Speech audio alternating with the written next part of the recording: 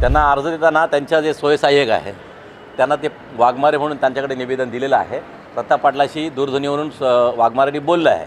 पण अतिशय दुर्दैवी घटना आहे भारत देशामध्ये। हा भारत देश हा लोकशाहीवर आधारित असणारा देश आहे। गोरगरीब कष्टकरी जो समाज आहे 97 ते 2000 सालापर्यंत सिडकोने त्यांना अल्पशा दरात कमी दरामध्ये कष्टकरी कर्मचाऱ्यांना घरं दिली। त्या काळाची परिस्थिती अशी होती की सिडकोकडून कोणी घर घ्यायला तयार नव्हतं।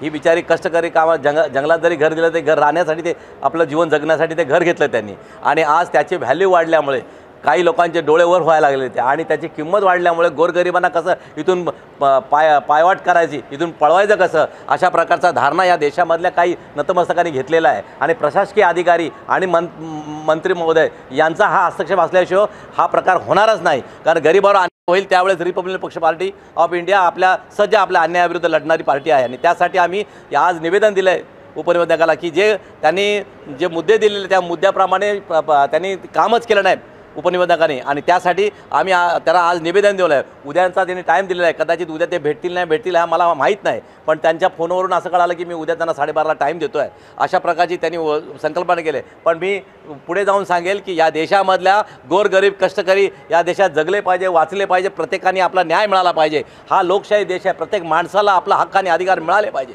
यासाठी आम्ही हे आंदोलन करणार आहेत, उग्र आंदोलन करणार। गोरगरिबांना न्याय मिळाला पाहिजे। आज कष्टकऱ्यांना घर दिलं आणि त्यांना घर सोडून कुठेतरी पलायन करण्याचा जो मार्ग आहेत काही या देशात अदृश्य शक्ती आहेत, ते गुंड आहेत, प्रवृत्तीचे लोक आहेत, त्या दादागिरी करून त्या गोरगरिबांना पळून लावण्याचा प्रयत्न करत असतील तर यामध्ये मी मुख्यमंत्र्यांना निवेदन करेल की आपण या जातीने लक्ष घाला किंवा तुमचे कोणी मंत्री आहेत यामध्ये हस्तक्षेप करायचे त्यांना विचारपूस करावा आणि याची कारवाई व्हावी असे आमच्या निवेदनात म्हटलेलं आहे आम्ही। तरी आपण विनंती आहे की आपल्याला की आपण काळजीपूर्वक मुख्यमंत्र्यांनी लक्ष द्यावं असं आमची विनंती आहे।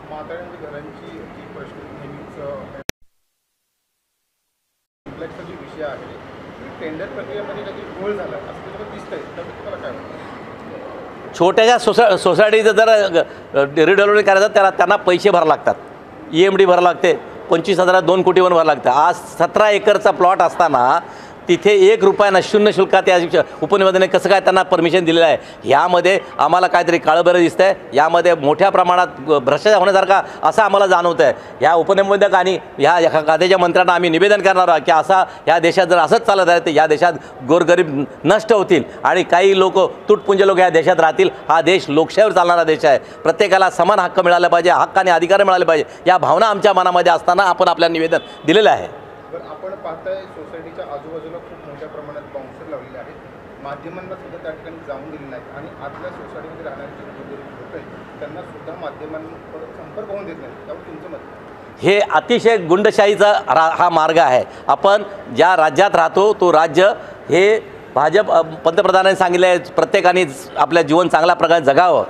पण ह्या देशातल्या काही दत्तबस लोकांनी गुंडाच्या ताकदीवरती गोरगरिबांना पळून लावून त्यांची संपत्ती हडप करण्याचा जो काम केलेला आहे आणि असं ही देश कुठल्या दिशेला चालला आहे हेच आम्हाला कळत नाही आहे।